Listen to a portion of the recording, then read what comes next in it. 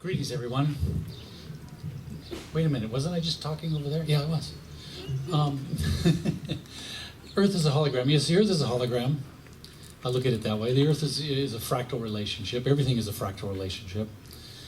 A holographic image is, I do a lot with holograms. We put together an entire system of holograms. For anybody that's here tomorrow can hear me speak on that. We're going to be going into that a little bit more. We created systems of holograms that, thank you, Cindy, that counter the effects of the electromagnetic fields or the electromagnetic density that we're living in today. What started 150 years ago with, or 100 years ago with the first light bulb, when they, it was like 1880, when the first light bulbs went off or were lit in New York City, that set in motion a system of ambient electromagnetic density that the human body's not designed for. And it was okay when it was diverse. But now we're living in a swirling mass of EMF that's desperately destroying our quality of life. Or maybe even effectively destroying our quality of life, depending upon how you want to look at it. Because we are all fractal elements, and it is literally flowing through the fractal, every fractal aspect of our lives. For anybody who looks at a fractal or a Mandelbrot, it's infinitely large, it's infinitely small, and that's exactly what's going on. This is dealing with the infinitely small, and we're not designed for it. So we're suffering every day, and we don't really know why. Some of us will call it, or most all of us will call it old age, but is it really old age?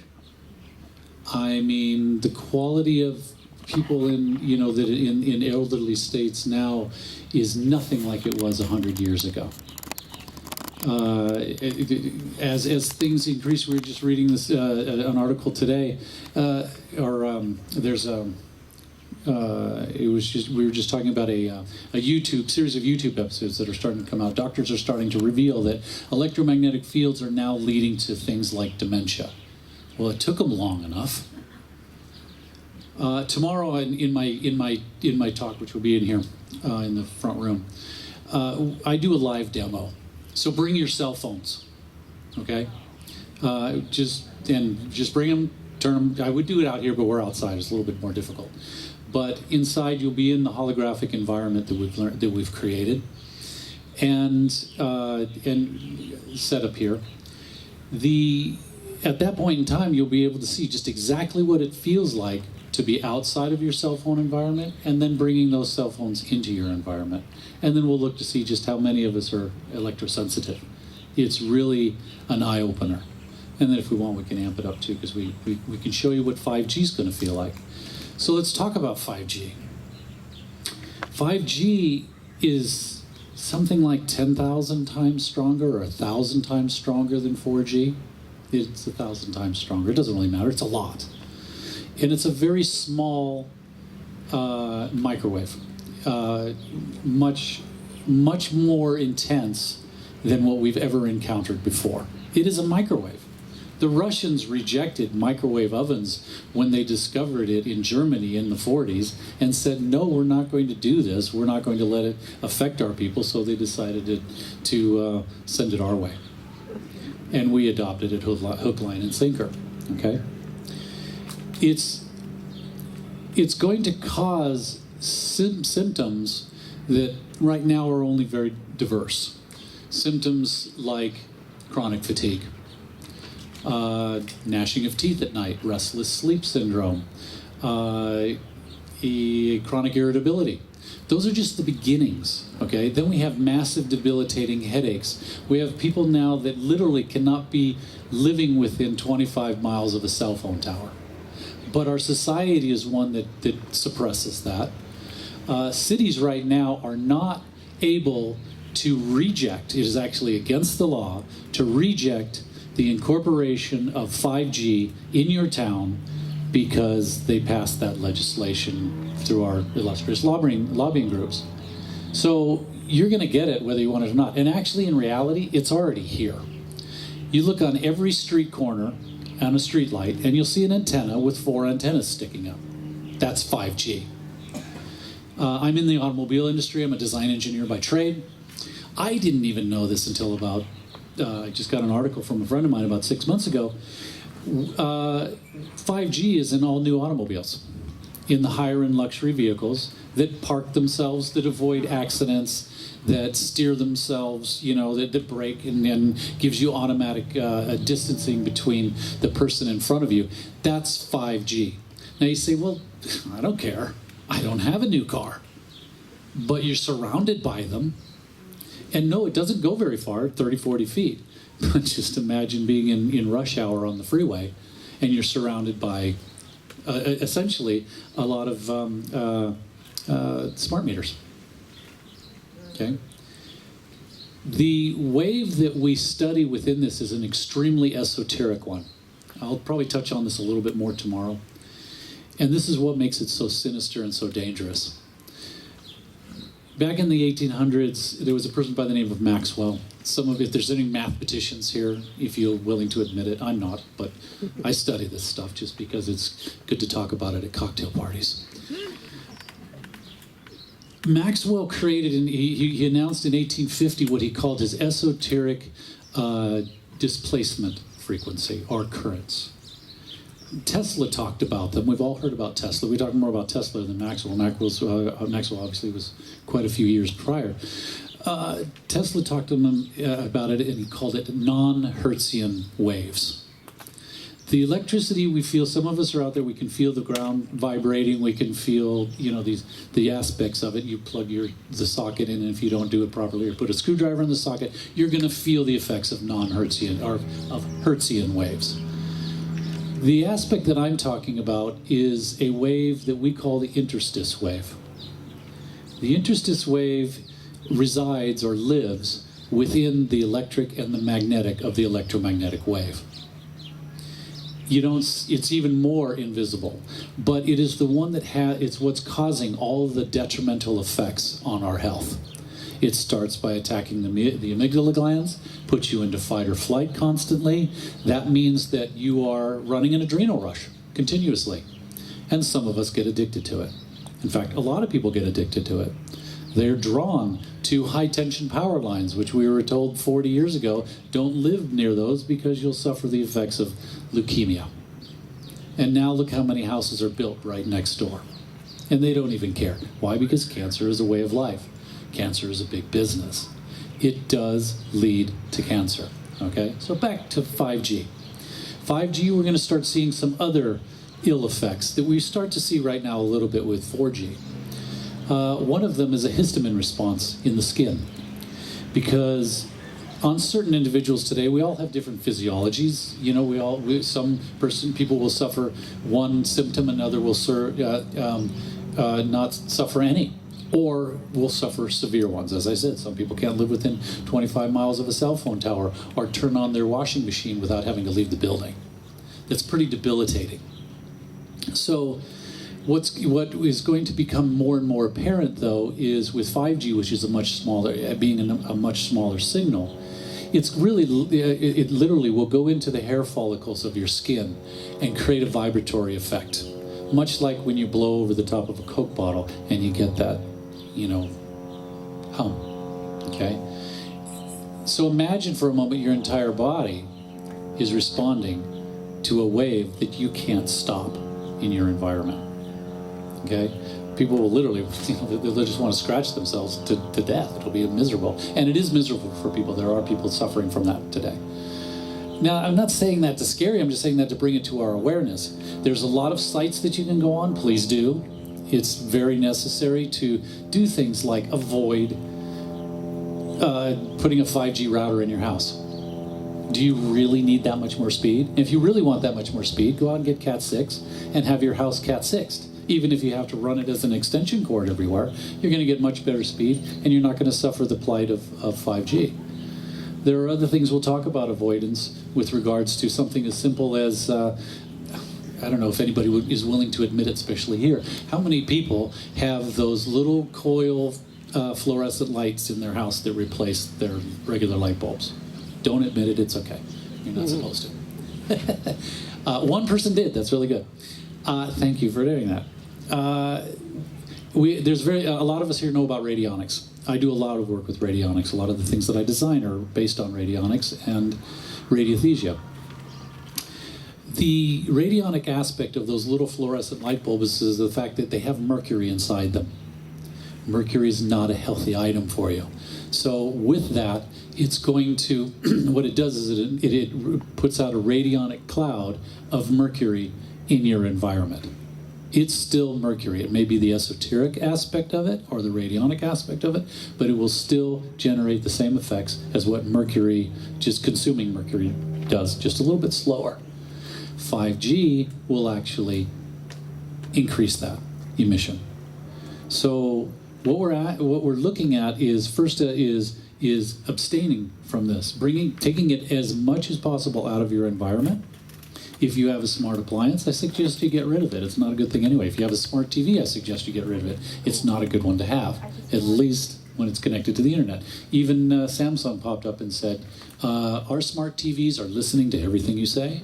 Be careful what you say, right? So herein we have a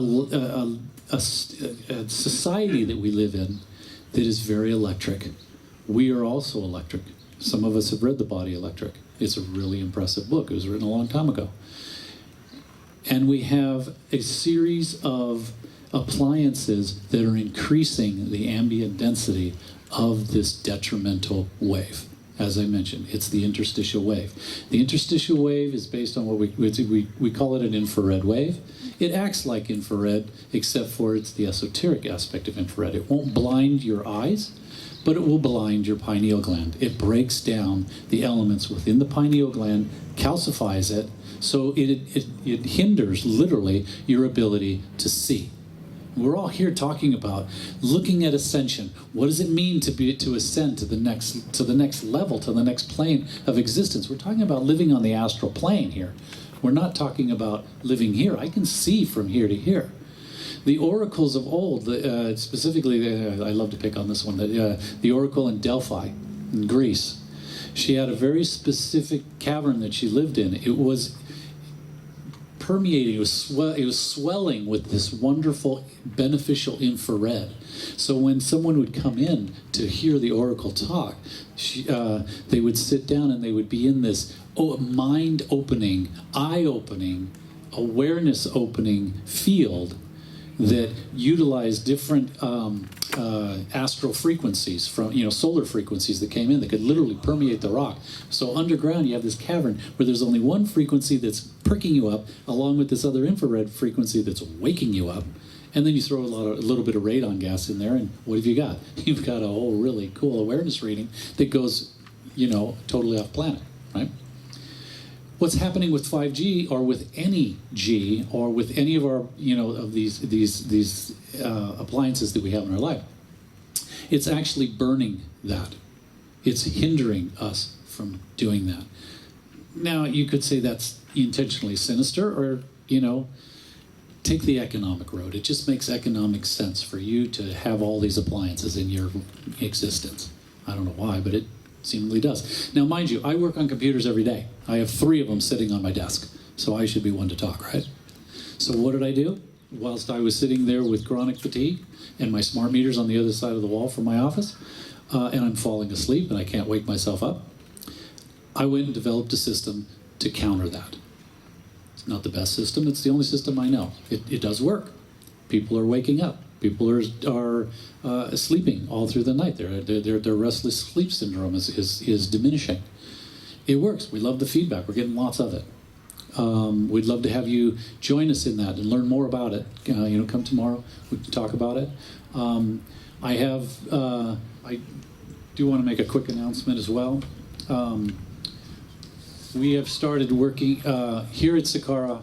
Mary has a system called a Therigen system. It's a light system for activating different elements within the body using full spectrum light. I've started working with that company. They're out of England. We've taken our system and incorporated our technology into their system, and Mary's system has been upgraded. Mary has graciously allowed me to use not only my system, but her system in conjunction. It's an opportunity for a limited few of us because it's basically a half an hour session. It's literally a $95 value session, which we're making available to anyone here for $35, and the proceeds go to supporting Sakara. So you'd get an opportunity to work with some advanced technology in the next generation of frequency-based healing, which is where the medical companies are going. They're spending the majority of their research dollars are spent on frequency-based medicine. So sci-fi is actually just around the corner. But this stuff is here today. We've got some advancements that we do within it, and this is actually a protocol that I've designed specifically to recharge your batteries from the effects of EMF. Some of you had worked with me last year in our booth. We were doing some things to enhance, basically recharging your battery. This time you have an opportunity not only to bless Sakara, but to work with something and get a really good session out of it.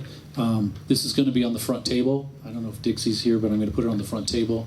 And our booth is right across from the front table if you want to ask us. And there's actually a sign-up sheet for both tomorrow and Sunday. So again, there's limited space. If you want to give back to Sakara a little bit and take advantage of some pretty cool technology, please sign up. And we'll do a little bit of work on you and see what happens. So bringing this to a close. Please come by tomorrow if you're really interested in seeing a demo on that. We could probably do one in our booth as well. But this one we'll have an opportunity. There's quite a few people here who have heard me speak on this subject, and we get a lot out of it because I get a lot of feedback from everybody too, and where things have happened over the course of this last year with what people have experienced. And then we have other systems as well, but the main one is our holographic system for countering this. And literally, I think eventually 5G, I will say this, there is hope. Let's leave it with that. 5G is a relatively fragile signal. It doesn't take much to disrupt it. So if you're in a heavy wooded area, all the better. The signal only carries about 500 feet, and it does not like trees. It doesn't like human bodies more. In fact, they've actually announced it. The cell companies and 5G companies are announcing now, that are actually admitting now that 5G is the most what's the right word? If the most effective disruptor to 5G is the human body. So that means you're absorbing literally the entire signal. The problem with that means is they're just going to put 5 signals around you, so you're going to be surrounded by that. If anybody, for those of you who know my system, it's not a system where you can put one thing in the center of the room and say, this does it. It's not. It takes a configuration of 9 holograms to effectively treat a room so that you can neutralize the elements of this of these signals. 5G is the same way.